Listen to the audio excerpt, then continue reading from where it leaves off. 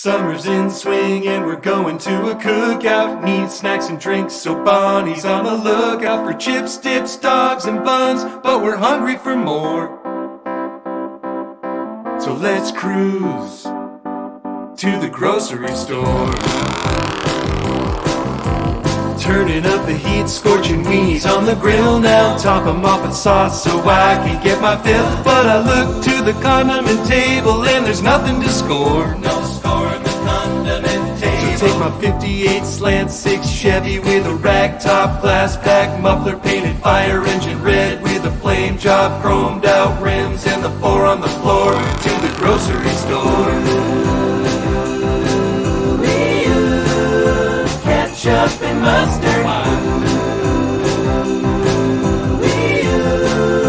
Ketchup and mustard. Bikini Beach baby with the munchies thinks I look great standing at the grill crisping up a pound of tube steak. We got dry dogs and buns but want to offer her more. So let's speed uncontrollably fast down to the grocery store.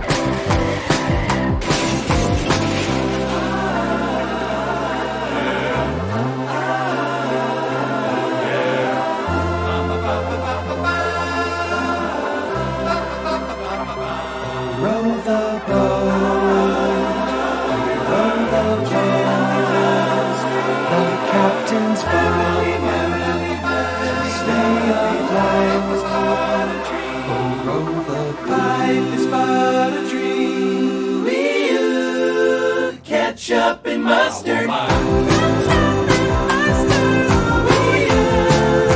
Ketchup and mustard.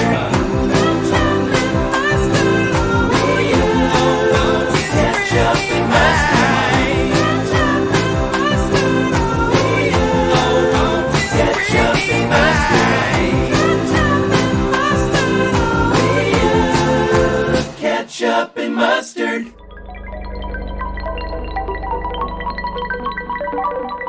Let's talk.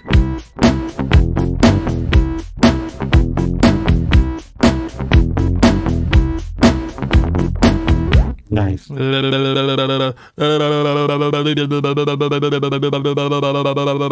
my house every day, work from home also, so it doesn't. I don't know when I'm not working, so I'm at home. I'm just here in my house, and sometimes my wife hangs out in a different part of the house, and maybe she's pretending that she's at work, and then I'm at work over here, and we're pretending that we were away for the day, and then maybe see each other. What is going on? Anyone else feeling that? Especially when it's rainy. When it's rainy, it's like, damn it. Like, I can't even, go outside. But I will not complain. I will not complain because we live in Maine. And because we live in Maine, that means we have access to space that many, many millions of people do not have access to right now. I'm also thankful to be healthy. I'm overall, I will say, not having, it's not making me totally insane. Because I'm also just trying to keep perspective, because no matter what, there are people who have it worse, certainly than we do here at our house. So I am grateful. But I am going slightly nuts sometimes, because this is just, I don't know. This is my first quarantine, I guess. Maybe the next quarantine will be easy. I'll just have my quarantine prepper kit. Maybe I'll Alex Jones has some buckets of food for my bunker that I'll buy. Is that guy still a thing? What an asshole. Hey, hi there. Hi, how are you doing? How are you? Hey, how are you? How are you doing? We opened the show with ketchup and mustard. Here's the deal. Zach Jones and I worked on that a long time ago. Not that long ago. Many months ago. And I've been kind of sitting on it, what should we do with it? And then, we need a video for it. So we kind of talked about that, and I schemed on videos. And then it was my intention to release it this summer for the 4th of July because, duh. But then I thought, you know what? Let's put it out now. Maybe it'll make someone laugh. So, Ketchup and Mustard on YouTube if you want to hear it. Maybe I'll get it up on Spotify at some point. But yeah, we made a video for it. It involved me sitting in a chair for probably more hours than I'd like to admit, just to make you chuckle a little bit. But that's kind of my job, so I did it. And there you go. And hopefully you thought it was funny. This week, I was going to introduce a segment called Does It Hold Up? And the point of this was to watch movies that you, in your mind's eye, when you were a kid, you thought it was like the shit. It was like the best. Or when you were younger. To go back and revisit those and see if they, in fact, hold up as they do in your memory. And I brought two of my favorite movie-watching buddies on to this segment with me. Zach Jones, who is a friend of the show, and Briana Holt, who is a friend of the show. And what was intended to be a segment turned out to be a whole show, which is fine. So our apologies for the technical, what's the word I'm looking for, deficiencies in having people call in, and maybe I'll switch over to Zoom audio or something. But I'm sick of that too. It all sucks, unless you're like talking on one of these neat microphones. It sounds dumb. But yeah, that's going to be the show. We're going to talk about movies, but due to the nature of the friendships involved, and I'm actually really happy to have Zach and Briana know each other because they're two of my closest friends from two different parts of my life. So getting them together has been really fun too. This show is brought to you by Maine Spirits. You can stay tuned till the end of the show, hopefully. Stay tuned for Happy Hour, wherein I will show you how to make delicious cocktails at home. And as we're moving forward into the quarantine, we're kind of like focusing on making sure you know how to make basic cocktails, and then also thinking about like taking a look at using things in your home. But this week we have, well, I'm not going to tell you. It's at the end of the show. That's Maine Spirits. That brings that segment to you. And you can find them at mainspirits.com. You can find them on Instagram at main_spirits, or download their app to your smartphone. Additionally, we are brought to you by Bull Moose. Bull Moose stores are not open to the public right now because duh. But they are open online, and they will ship you whatever you want that they have in stock right to your home. You can learn more at bullmoose.com. And when they're back open again, you can visit one of their 85 million locations peppered throughout Maine and New Hampshire. Additionally, we are brought to you by Sun Tiki Studios, another place that you cannot go right now. But what is Sun Tiki Studios, you might be asking? Sun Tiki Studios is a tremendous rehearsal performance venue. If you are in the business of making noise, that's where you can express yourself and figure it out and rehearse it and even just do the show right there, which I did. I was actually in Sun Tiki the other day picking up some gear that I had left there, and it was so surreal for it to be just kind of closed, and our poster, the Bell Systems poster, was just hanging on the wall like this, like one of the last shows, if not the last show that happened there. It's also the last show that I played. It just felt like frozen in time. But soon enough, we'll be back at it, hopefully. And yeah, I hope as you listen to this show that you are healthy and happy as can be and safe, and that your family is safe, and that you're all doing really well. And I'm happy to have this show as a form of expression, or just, I don't know, to busy my worried mind during these troubling times.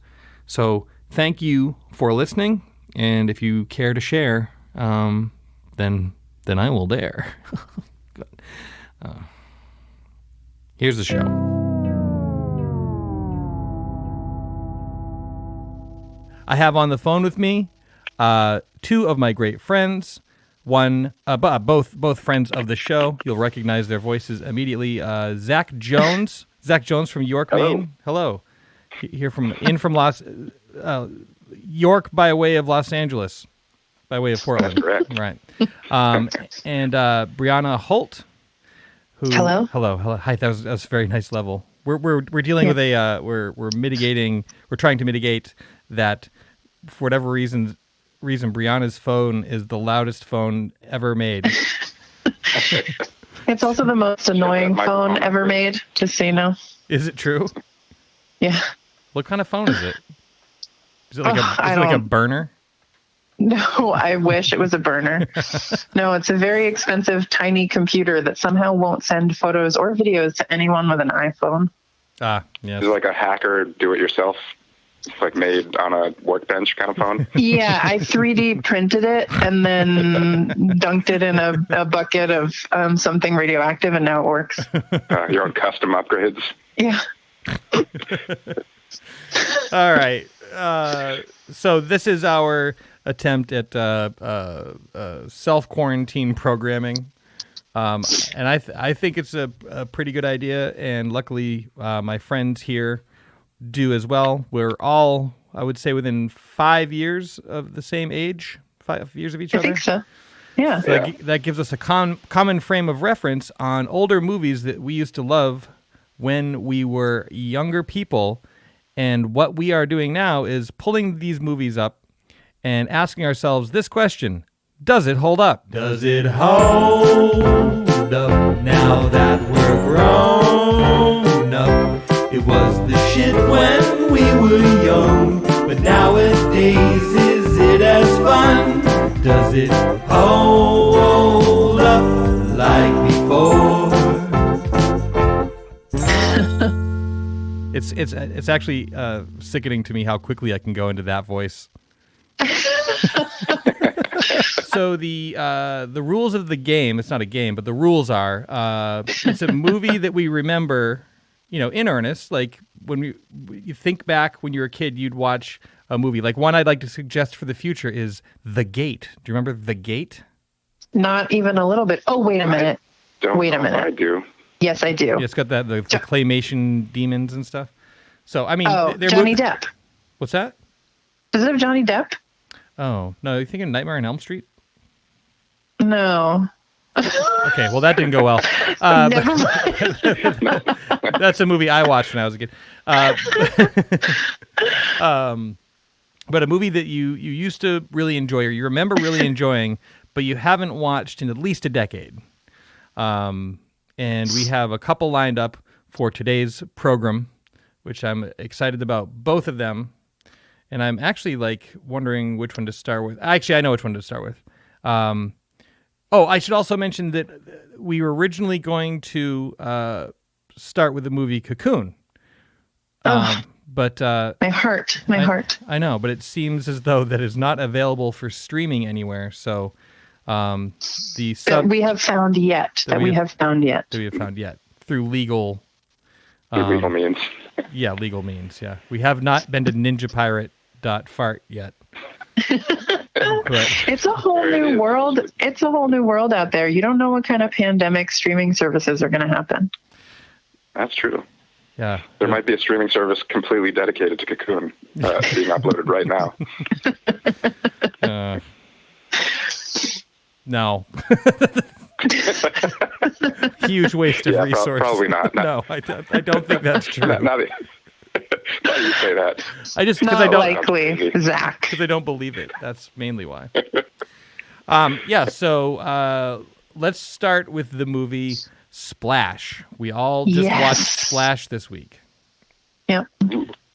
I will start by saying that I streamed mine on Disney Plus, which, or as I call that streaming service, the thing I paid $13 a month for only so I could have watched The Mandalorian a long time ago and haven't canceled yet. You and what's that? You and many other people. So that's a great Disney Plus advertisement. The thing I forgot to cancel. Disney Plus. Get it now. And then forget to cancel it. I mean, let's be honest. That's what most streaming services are. They should just really just lean into the truth in advertising. Yeah, which brings us back to the Dudley Moore and Kirk Cameron film. What was that one called? like vice versa, or it was one of those like dad and son switch bodies for a period of time. Man. Like, You're not thinking of the Judge Reinhold Fed Savage one, are you? No. I'm not thinking of that one. I'm also not thinking I of. love Judge Reinhold. I'm not thinking of 18 again, starring George Burns and that guy that we never heard from again. But yeah, so when I watched it on Disney Plus, it announced right at the beginning that it had been altered. It had been edited for content. So I'm not sure what I saw of the original film, which is kind of one of the challenges of does it hold up? Because like, you know, if you're to some movies are contextually still bad. Like you watch it now, it's like, ooh, that's not funny, or that should never have been made. You know, some movies have not aged well, though maybe when they were made, some of the themes were rooted in, you know, the right place, but just they come off being like a little oof, cringeworthy, right? Yeah. So if there were cringeworthy moments in Splash, Disney's level of cringe acceptability is probably a lot lower than a lot of other networks, in my opinion. But I don't know. Yeah, I mean they did delete like Song of the South entirely, and for maybe good reason. For good reason. Although part of me kind of makes me feel like just because like they should own it. Like, yep. Yes, we did make this, but we would really love you to look at the Pixar movies are coming out great, though. Yeah. Let me ask you this: was John Candy in your version of Splash? He was. What were you going to say, Zach? I was just going to say they should just put a thing at the beginning of Song of the South that says, "Hey, there's things that are offensive by modern standards in this. It was made in the 40s." Yeah. Like rather than just getting rid of it altogether, being like, you know, like this is what I don't know people used to think was an acceptable thing to put in movies. I don't know, just put it out there, but also put the disclaimer at the beginning of it rather than just being like, nah, we're just not going to put it on there. Yeah. You're like hiding it like it's your bad kid. Yeah. I'm a fan of full disclosure, or seeing the more you see the full picture of something, the better idea you have of where it was in time, what it meant to people, how people, what people thought of it, why. Yep. Altered, what do you call it? Revisionist history there, right? Yeah. So, you might have various scenes in Splash that I might not have seen again. So, where did you all watch it? I rented it from iTunes. Right on. I also rented it from Amazon. Oh, great. Okay. All right. We got all our plugs in there. Hopefully our sponsors are paying for those. Oh, yeah. I really did want to find it for free, but I was unlucky. Yeah. So. I didn't rent it directly, but let's see. I finished The Mandalorian. When did that come out? Like this winter, right? Like. Yeah, it's been over for at least 2 months. Yeah, probably more. Probably more. So, I paid probably $36 to watch Splash. In fact, it ended in December because I think we watched one of the last episodes together. That's right. When you were home on break there. Yeah. So maybe that price tag just went up to maybe $48. Well, what a bargain! What a bargain for you. I think I'll buy some.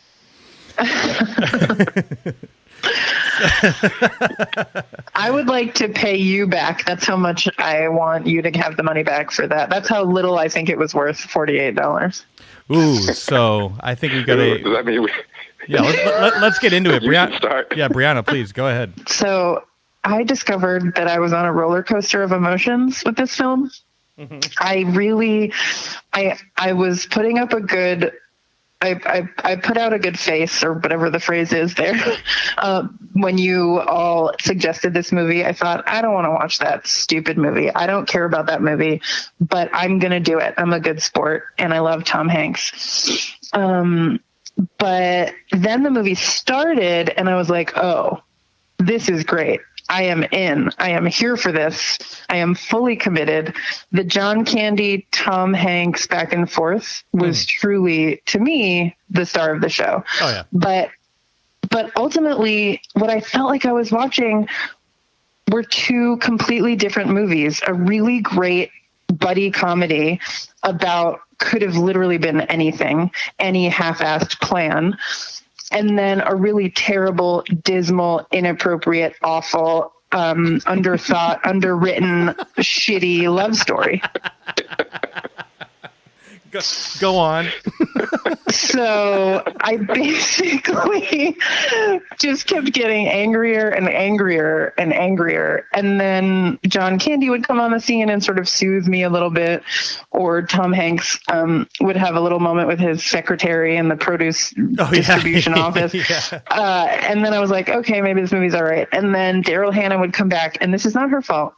And I would immediately hate Tom Hanks. I would hate him, and I would hate the writers. So yeah, I think it was sort of a Jekyll and Hyde, two movies in one really great, one really terrible.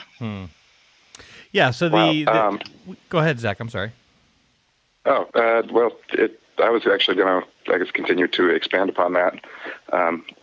And I guess I had the same feeling, but I didn't think of it quite that same way, that you kind of just opened my eyes to what I was having a hard time putting together for that movie. Because, I felt the exact same way. First of all, I went into it with incredibly low expectations. Like, even knowing the talent that was involved in making that movie and the success that they would go on to have later in their careers, for some reason I went into it just being like, this is going to be terrible.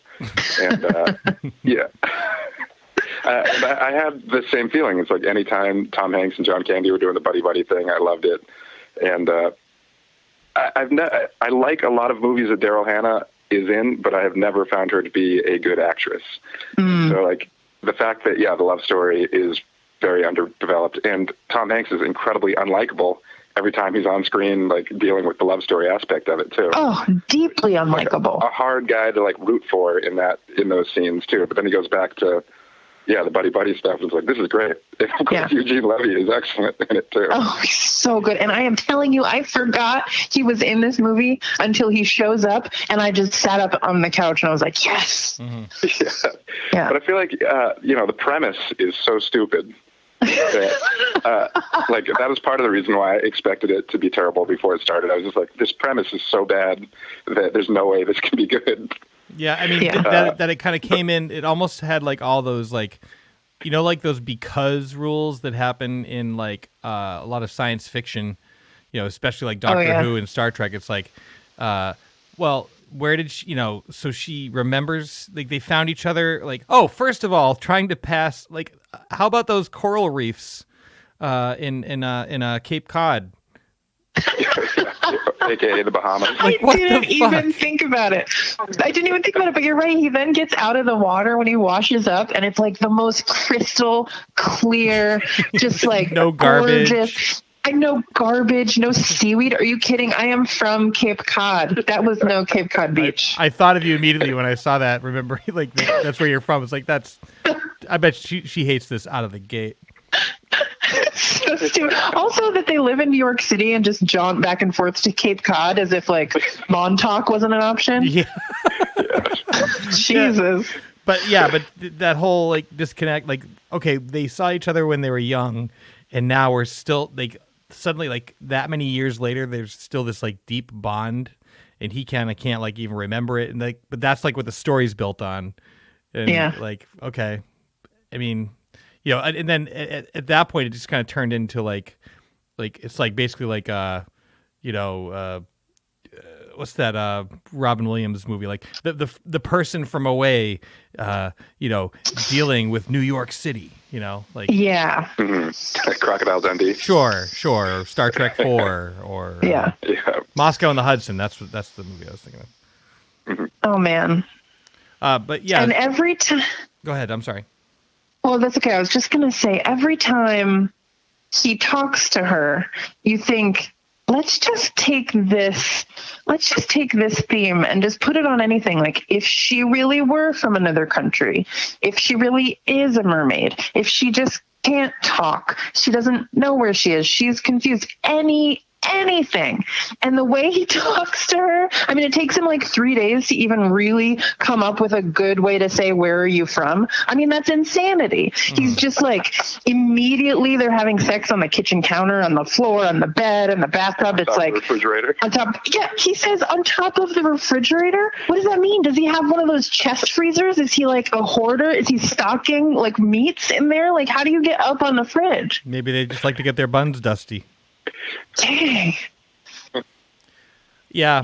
Then they're in love, and then he like loses control of his like business. I mean, completely like all of a sudden like they're negotiating a contract with a huge chain based upon the president shows up. The president's there. Oh, that's another thing too. Is like they get into this whole like that Eugene Levy was like allowed anywhere near a place that would be serving food to the president of the United States with what could be a flamethrower. And I'm all about like suspension.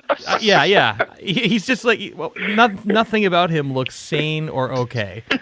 And I just don't feel like the movie's enough of a comedy to support that, but like if it were like any other, because they bring in this like this romance aspect, and although I will say I did like that whole like that montage of like her shopping was like kind of fun, and the TVs and all that, but then the premise that she learned how to completely master the English language by watching 12 TVs for 6 hours.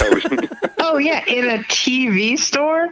I did think they could. I mean, this is a different movie, with different writers and a different director. But if she had really, really just learned like to speak in advertising, I mean, that would have been an amazing movie. Yes, that would have been really good. Yes, meat on the bone there.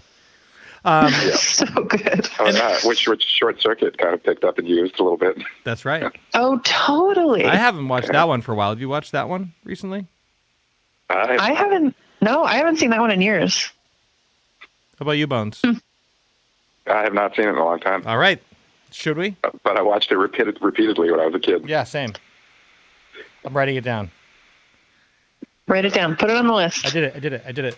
I had one little pet peeve with the movie, which is that, and it's tough sometimes to tell whether something's like a ripoff or a shout out. But that whole scene where he's in the dentist and he ends up like with the Novocaine needle in his leg. Mm-hmm. Yeah.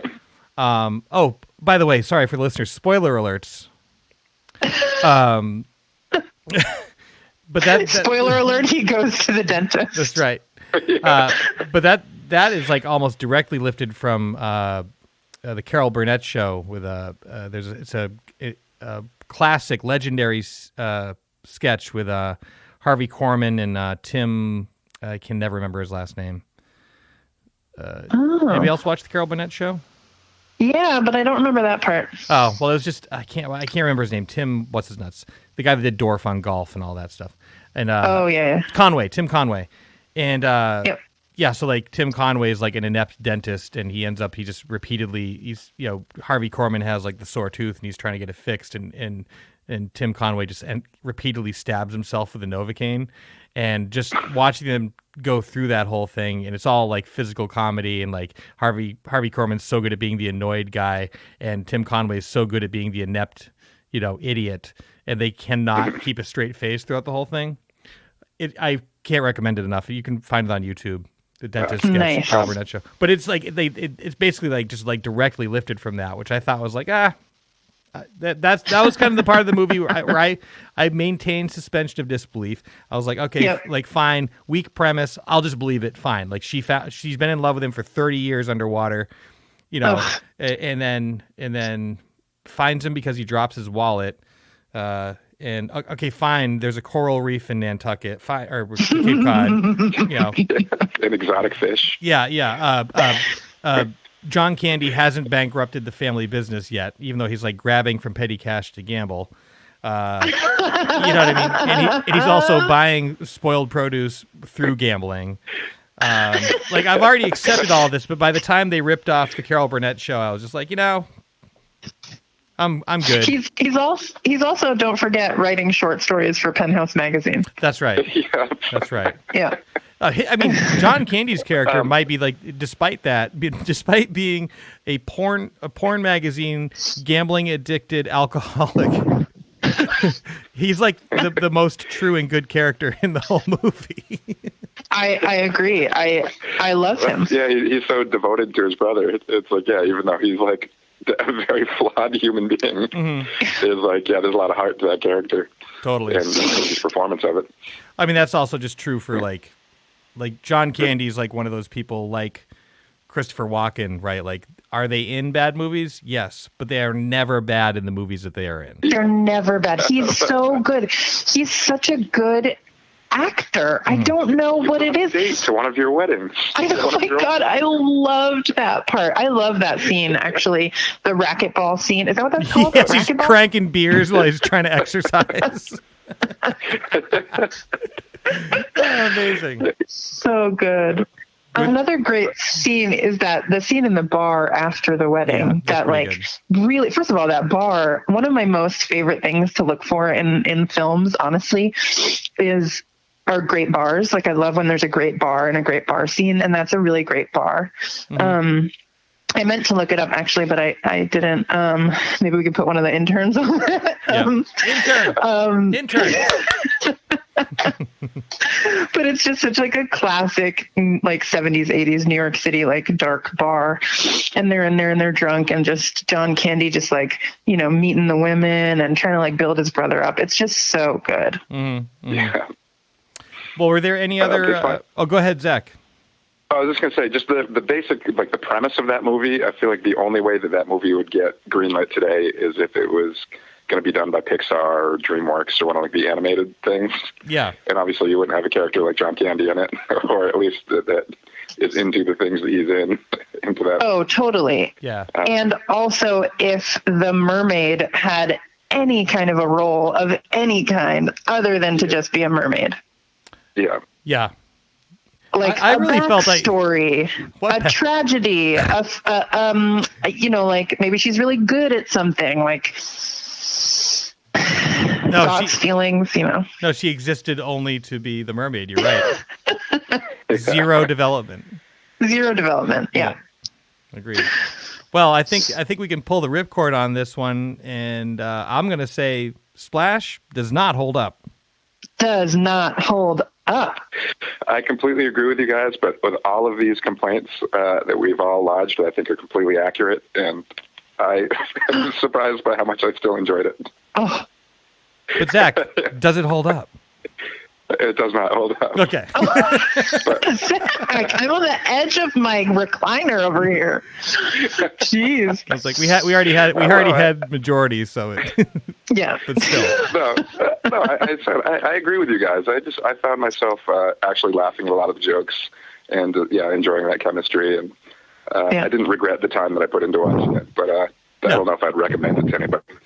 Right? Yeah. I would not. No, even though I'm agreeable. There are pockets of good humor in there. I agree. Yeah. But it's a bunch of nice things strung together on a necklace that also has poop and garbage strung on it. Yeah, definitely. Agreed. I just think you can find those moments in other Tom Hanks / John Candy movies. Oh, absolutely. Totally agree. Mm-hmm. All right, well, let's take a quick break, and then we'll get back to another movie that we watched also.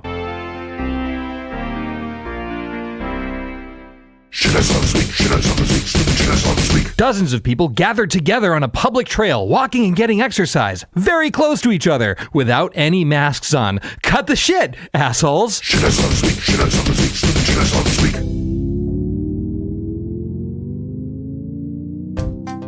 This is your Bull Moose Minute for the week starting on April 14th. There are some hot new video game soundtracks coming out on vinyl, which is funny to me because video games are the most advanced thing going, and vinyl was invented by, I don't know, Thomas Edison or some shit. It was probably Tesla. But coming out, video game soundtracks on vinyl. The Tetris Effect, Tetris Effect, not the Tetris Effect. Tetris Effect, System Shock, Blasphemous, and Samurai Showdown. We additionally have CD releases from Pearl Jam, Testament, and The Strokes. Remember them? Holy crap. I wonder if they're still wicked cool. This weekend was supposed to be Record Store Day, but obviously due to the closing, it has been postponed to June 20th, 2020. And as that draws closer, we will certainly let you know what is in store for Record Store Day this year. One of the best times of year, or I guess two of the best times of the year, Record Store Day. But until that point, you can log on to bullmoose.com and order whatever you would like, and they will ship it right to your door, be it video games, books, vinyl, CDs, Blu-rays, posters, tchotchkes, video game controllers, or video games. They have it all. And this has been your Bonus Man. Who it?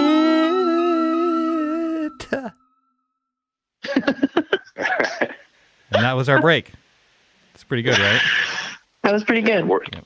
Another film that we watched with our eyes. Yep. Do you want to kick it off with this one, Briana? Do I want to kick it off? Yeah, I'll kick it off. Go for it. All right. Funny Farm. A movie I loved so much as a child, but I really don't know why. It's not really a kid's movie.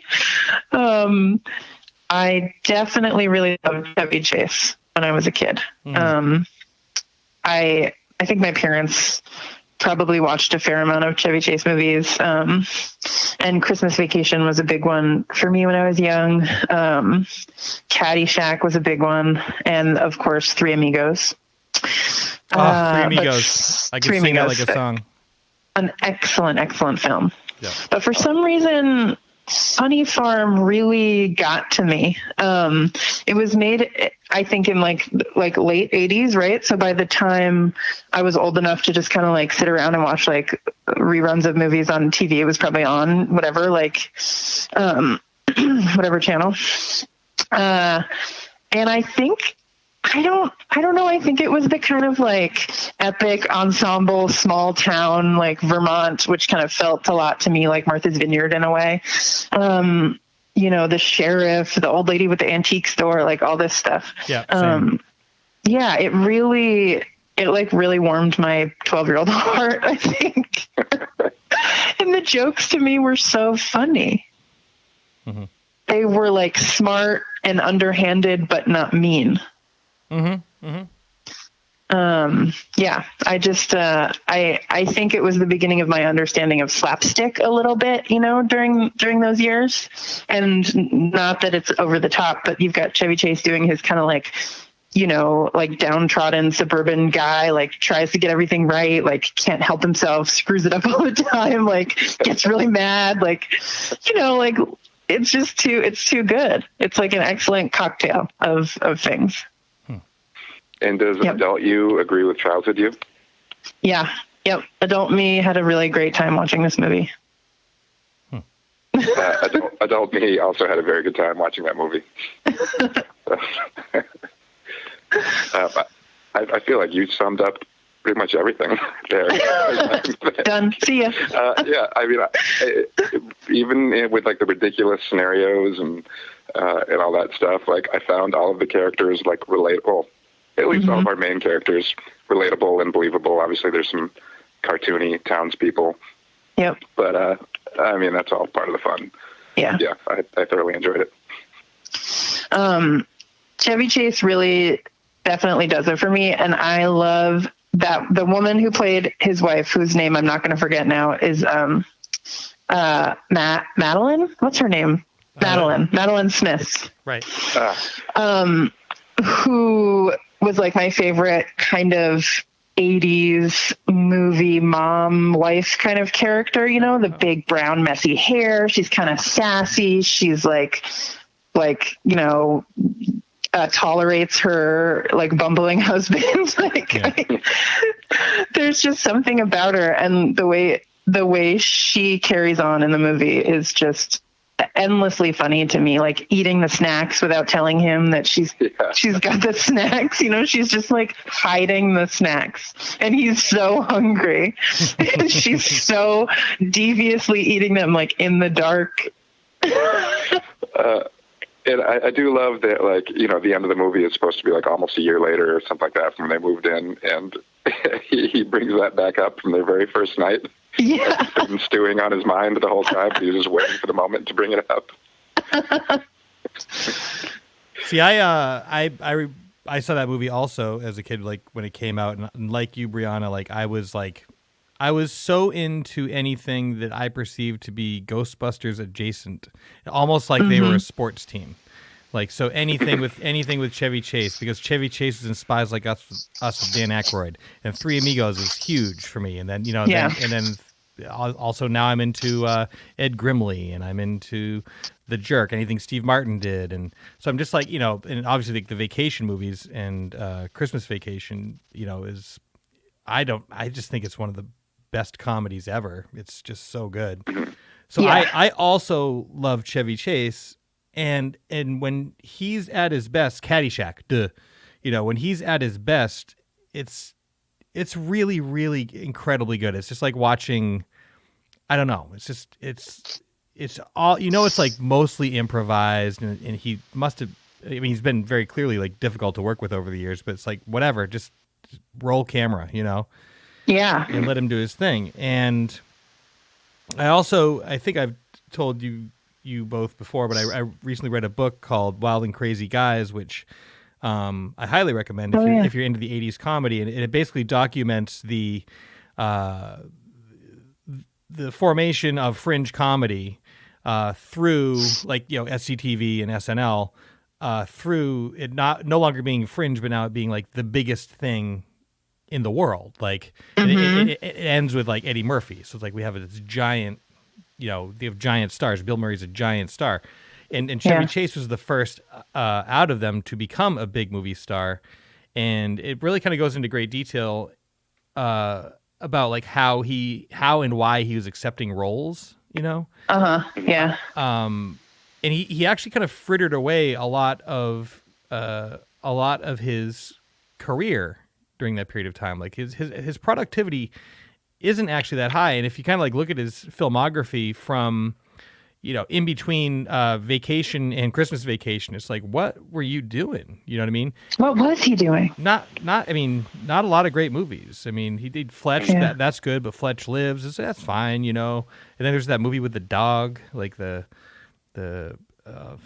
Heavenly Dog or something. It's like a caper. It's really weird. It was like this really like almost like Bill Murray voicing Garfield. Yeah. And there's just like a lot of like really like flat comedies. I mean all the way up through like that movie Nothing But Trouble with Dan Aykroyd. Oh yeah. Dan Aykroyd wrote and directed, and Columbia Pictures let him do it because of Ghostbusters, and then I think they lost all the money they made on Ghostbusters. Oh man. You know, so it's like and then he did the Invisible Man there with Memoirs of an Invisible Man with Daryl Hannah. John Carpenter. Yeah, John Carpenter. Yeah.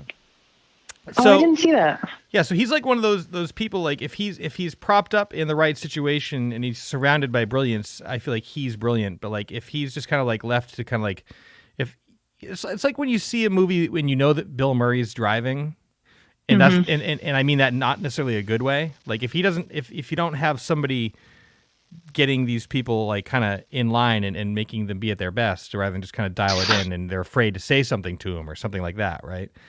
Yeah, I mean, that's what was so great about this movie is every single townsperson was just like a perfect foil for his, you know, classic character. I mean, he really shines in this movie in that kind of like, for lack of a better word, that shtick that he has, because he can argue with the sheriff about digging the corpse out of the yard. He can try as hard as he can to get the drunk mailman to slow down in his 1920s Ford truck.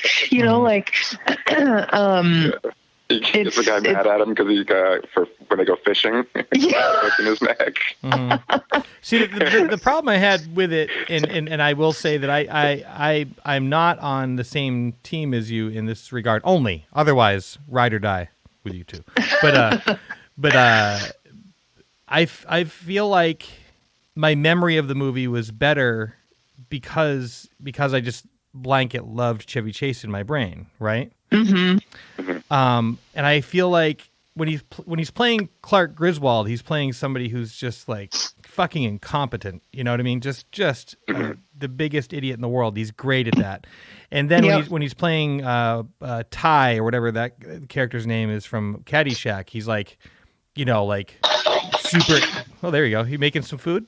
I dropped a seltzer can. Apologies. When he's playing his Caddyshack character, he's like super arrogant, like sexy guy, and he can kind of pull that off too. But like this character, I felt, and this whole movie to me, just like it just never came to a boil for me. I hear that. Yeah, it's definitely a slow mover. I think I had mentioned it to both you guys before, but I coincidentally, before you had suggested Funny Farm, had just revisited Vacation and European Vacation. Mm-hmm. And while I love both those films, like watching them that close together, by the end of your European Vacation, you're just exhausted by his stupidity. Yeah. And so seeing Funny Farm, which is one that for some reason I saw a lot when I was a kid, but not as much as the others. So I guess there's sort of a freshness to it. In that regard as well, but seeing it so close to those other movies, it was like refreshing to see him he's incompetent, but not Clark Griswold incompetent. Like he has a lot of bad luck. He's just not like seeing the bigger picture a lot of times, like especially when it comes to, the well-being of his wife. Like, and everything that he's doing, he thinks he's doing for the good of like the family. Like he's bringing them out there to start a family and to make more money as a writer and all this stuff. But he never stops to be like, what do you think of this, wife? Oh, yeah. Is there ever a moment where we see her thought process about moving in any way? Well, maybe that's why she's hiding the snacks from him. I mean, I'm pretty sure it takes 30 minutes before you even find out that she was a teacher. I think it's longer than that. I think it's longer than you're probably right. Yeah.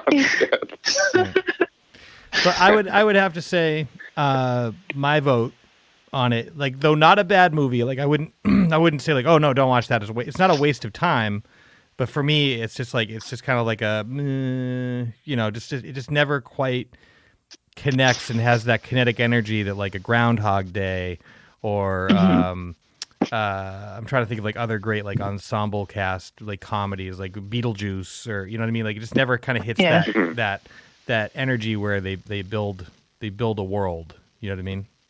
Agreed.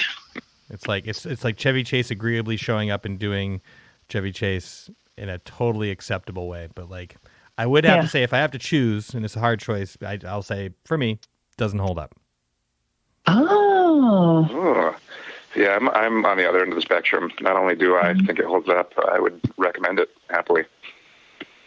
I'm with Zach on this. I don't think it's a groundbreaking comedy, and I think that as far as ensemble pieces go, French. Do you even know who you're dealing with here? Oui. I would say that it tries really hard, and that there's a heavy rotation of character actors in this film, and I think they all shine, and I think the jokes are smart, but I agree that it doesn't meld seamlessly. However, I enjoyed it from start to finish, and I would highly recommend it to someone who hasn't seen it before. Mm-hmm. So in my humble opinion, holds up. All right. Yeah, I think even like the dumb, obvious jokes that you see coming around the corner, somehow they all still land. I still laughed at all those jokes, even though I was like, oh, I know what's going to happen here. And then it's still I mean, that guy in the rocking chair saying, how did you know my name was Mac? It's just so good. No guile. Guileless. There's a lot of guileless characters in this movie. Yeah. Well, I'm a team player, if nothing else, so like I guess we can agree. Even though I disagree, it holds up. No, it's 2 out of 3. It holds up. And it holds up. Look, if I thought it was a horrendous shitstorm piece of shit, then I would say I would say so, and this would be a much longer show. But it's like, yeah, no, that's fine. That's also you could also say it holds up. I'm like, whatever, fine, it's fine. So safe to say you won't be watching it again. I wouldn't run out of the room if it was on, but I will not seek it out. But if I went over to your house and you were sitting on the couch with a bowl of potato chips watching it, I would sit down with you and probably watch it again. Cool. And then take the bowl of potato chips in the other room and watch a different movie. Yes, I would watch The Thing, and then I would follow you. That's right. There'd be no one watching Funny Farm in my living room. Which is fine. Except for me. I'd sneak in and sit down and watch it. Yeah. And then you guys would have your thing doing interrupted by the sounds of my laughter. Oh, man. Well, if this were like normal life, and this is how I kind of like am feeling, like you both dedicated so much time to this segment, like finding 2 hours to watch movies, and then 2 times 2, and then additionally an hour to yak about it on the phone. It's like, holy crap. But then I realized, like, what else are you going to do? Yeah, what is time? Yeah. Is that why you left it up to your listeners to do their own math about what 2 times 2 is? What do you... Yes, what? You've dedicated 2 hours of your life times 2. Yeah, well, I mean, Zach, I'm not Alex Jones. I have I have a trust in my listenership to do at least remedial math. I thought you were just giving them something to occupy another half second of their time with. Yeah. While we're all sitting at home. That said, if you couldn't do the math on that, I have food that I would like to sell you in 5-gallon buckets for your bunker. All right, so we're looking at maybe doing Short Circuit next time. Oh well. Oh, yeah. Go ahead. Oh no, I don't. I would counter. Okay, go ahead. I would counter. I was thinking the 2 movies that I had in my head, and I'm not, I'm no movie Gestapo here. Like, I'll follow you guys into the sun, but Shampoo. Probably the direction we're headed. Shampoo. I've never seen Shampoo, so that would be a first watch. Nor have I. Is that against the rules? I can't remember. Well, I feel like it's something we all have to have seen and then want to come back and talk about again. Okay, all right, fine. And then the other movie I thought of, don't giggle or do, Death Becomes Her. Oh. Ooh. Great idea. I'm into that. Yeah. Is that a fire idea or what? I think that's a great idea. We're talking about the Robert Zemeckis film, right? Yes, we are. Yes. Yeah. Yeah, I'll watch that. Bruce Willis. Okay. Meryl Streep. Goldie Hawn. Yep. Yeah. Yeah. It's like an all-star cast. Great director.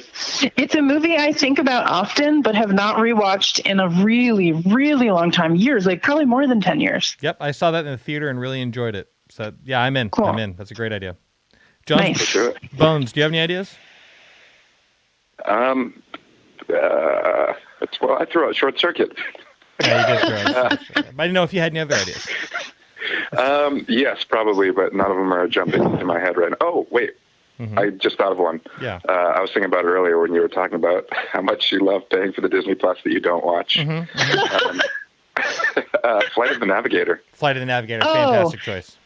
Yeah, heck yeah. That movie really moved me as a youngin'. Same here. Yes, same. Yep. All right, so we have our assignments.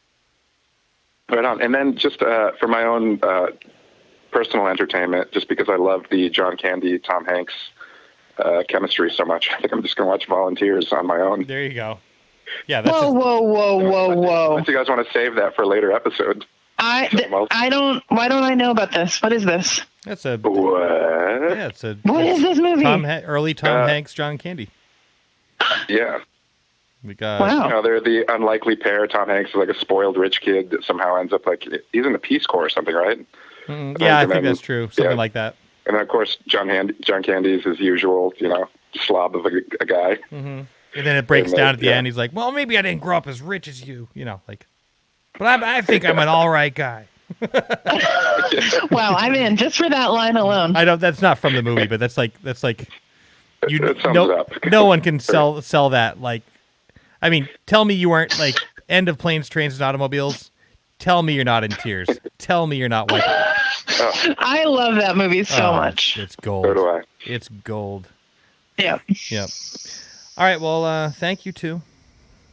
Thank you. Too. Yeah. Be healthy. Okay, be healthy. Yep. I'm working on it. I'm trying. All right.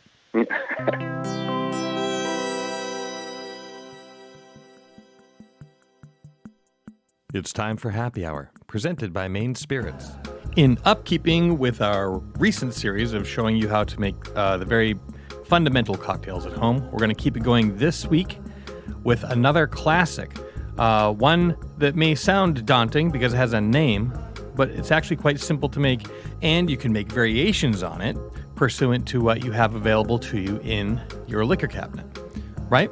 So this week we're going to learn how to make a Negroni. A Negroni is one of those drinks that is equal parts drink. 1, 1, and 1. Done, done, and done.